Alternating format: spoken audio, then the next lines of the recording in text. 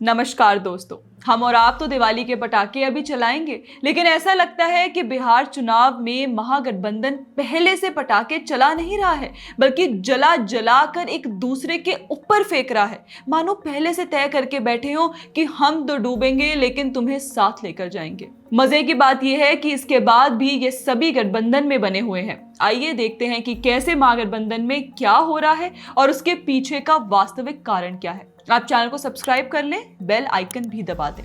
देखिए, पहले चरण का नॉमिनेशन बंद हो गया है। तमाम मारपीट और झगड़े के बाद भी महागठबंधन में सहमति नहीं बनी। सब कुछ हुआ, लेकिन फिर भी पहले चरण की 7 सीटों पर महागठबंधन के प्रत्याशी एक दूसरे के खिलाफ चुनाव लड़ रहे हैं। लालगंज सीट से आरजेडी की शिवानी शुक्ला और कांग्रेस के आदित्य कुमार राजा दोनों प्रत्याशी हैं। वैशाली सीट से आरजेडी ने अजय कुशवाहा और कांग्रेस ने संजीव सिंह को टिकट दिया है। राजापाकर सीट से कांग्रेस ने प्रतिमा कुमारी तो सीपीआई ने मोहित पासवान को टिकट दिया है। इसी तरह से रोसड़ा सीट से कांग्रेस के बीके रवि और सीपीआई के लक्ष्मण पासवान उम्मीदवार हैं। बिहार शरीफ से कांग्रेस के उमेर खान और सीपीआई के शिव प्रसाद यादव ने नामांकन किया है। बछवाड़ा सीट से कांग्रेस के प्रकाश दास और सीपीआई के अवधेय कुमार राय मैदान में उतरे हैं। तारापुर सीट से आरजेडी ने अरुण शाह और वीआईपी ने सकल देव बिंद को मैदान में उतारा है। इस तरह पहले चरण की इन 7 सीटों पर महागठबंधन के प्रत्याशी एक दूसरे के खिलाफ मैदान में उतरेंगे और पूरा प्रत्याश कर रहे हैं कि अपने ही गठबंधन की पार्टी के दूसरे प्रत्याशी को हरा सके। इसके बाद जब बीजेपी चुनाव जीतती है, तब राहुल गांधी वोट चोरी का ढोल पीटते हैं। मजे की बात यह है कि सिर्फ पहले चरण में ही नहीं, बल्कि दूसरे फेज में भी यही होता दिखाई दे रहा है। देखिए, सोमवार को दूसरे चरण के नॉमिनेशन का अंतिम दिन है, लेकिन महागठबंधन के बीच उसको लेकर भी अभी तक कुछ फाइनल नहीं हुआ है।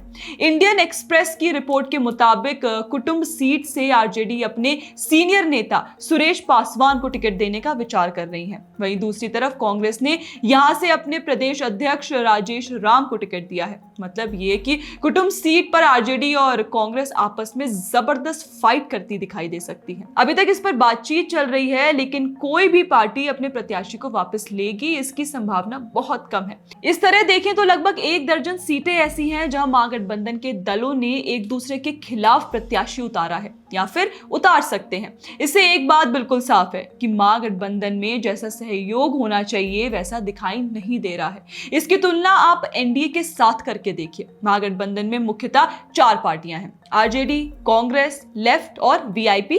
दूसरी तरफ एनडीए के गठबंधन में भी मुख्यतः 5 पार्टियां हैं, बीजेपी, जेडीयू, चिराग पासवान की पार्टी, जीतन राम मांझी की पार्टी और उपेंद्र कुशवाहा की पार्टी। मतलब ये कि ज्यादा पार्टी होने के बाद भी एनडीए ने समन्वय के साथ समय से पहले सीट शेयरिंग कर लिया, जबकि महागठबंधन में ऐसा नहीं हुआ। जानते हैं इसका सबसे बड़ा कारण क्या है? सबसे बड़ा कारण है इन दलों का लोकतंत्र और अपने सहयोगी दलों में विश्वास की कमी। जी हाँ, जब लोकतंत्र में विश्वास होता है, गठबंधन धर्म का पालन किया जाता है, तब एनडीए ने जैसे सीट शेयरिंग किया वैसे होता है। लेकिन जब ऐसा नहीं होता, तब महागठबंधन जैसी सिर्फ फुटबॉल मचती है। पर ये दल भी क्या करें जब इनमें से अधिकतर परिवारवादी दल हैं, फिर वो कांग्रेस हो, आरजेडी या वीआईपी।